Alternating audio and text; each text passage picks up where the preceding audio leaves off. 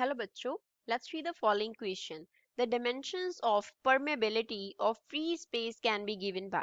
Free space में permeability के जो dimensions हैं वो क्या होंगे, हमें वो find out करना है.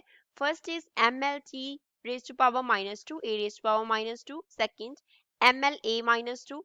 C ml raised to power minus 3 t square a square d ml a raised to power minus 1. First of all, we will talk about the key concept. Key concept क्या है? Question में बात हो रही है permeability की. Question में हम बात कर रहे हैं परमेबिलिटी की. तो हम सबसे पहले ये समझेंगे कि परमेबिलिटी होता क्या है.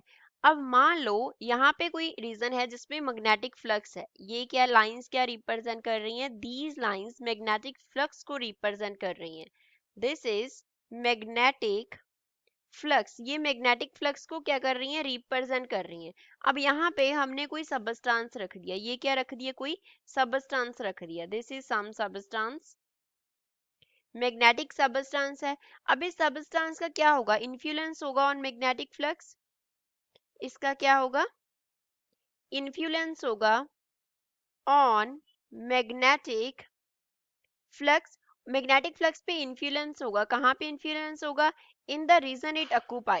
इन द रीजन इट ऑक्यूपाइज. जितना रीजन वो ऑक्यूपाई करता है उस रीजन में मैग्नेटिक फ्लक्स पे इन्फ्लुएंस होगा. तो ये इन्फ्लुएंस कितना होगा? इस इन्फ्लुएंस का जो मेजर है, इस इन्फ्लुएंस का जो मेजर है, that major is called permeability. उसे हम बोलते हैं परमेबिलिटी ऑफ फ्री स्पेस. उसे हम बोलते हैं परमेबिलिटी. अब परमेबिलिटी के डिमेंशंस को ड्राइव करने के लिए हमें एक फॉर्मूला ऐसा चाहिए जिसमें परमेबिलिटी इन्वॉल्व होती हो. तो हम उसके लिए क्या कंसिडर कर लेते हैं? फोर्स का फॉर्मूला ले लेते हैं. Force per unit length, force per unit length between two parallel current carrying conductors. मान लो हमारे पास two parallel current carrying conductors हैं.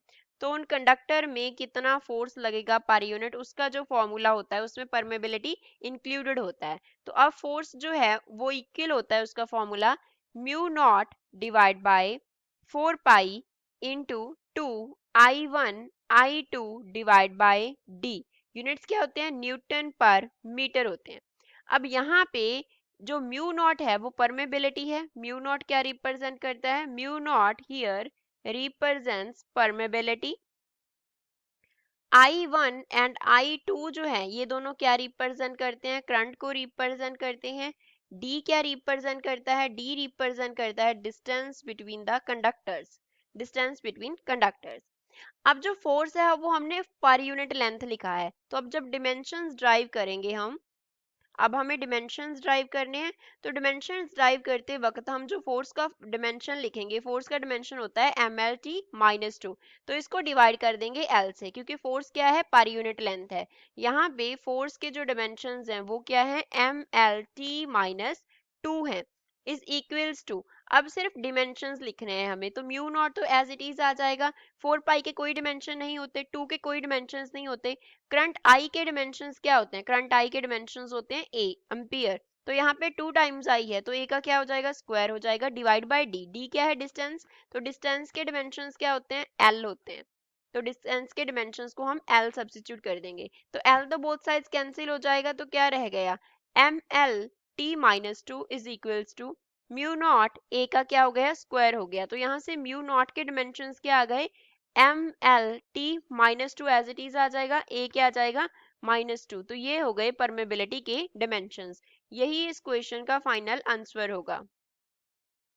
The final answer is M L T minus 2 A minus 2. तो गिवन ऑप्शन में से first क्या है? करेक्ट ऑप्शन है. I hope you understood it well. Thanks.